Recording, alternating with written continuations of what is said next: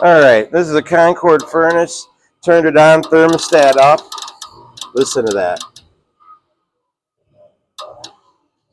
Hear the clickety click. It's affecting the speed of the vent motor here. Sometimes it's just a loose wire. That's why I jumpered out iron white. But see the relay inside the board actually. I believe it's this one right here.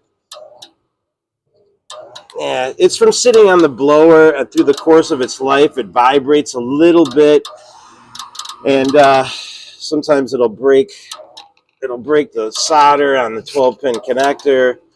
Other times, it's just a loose wire somewhere. In this case, though, you got to change out the board.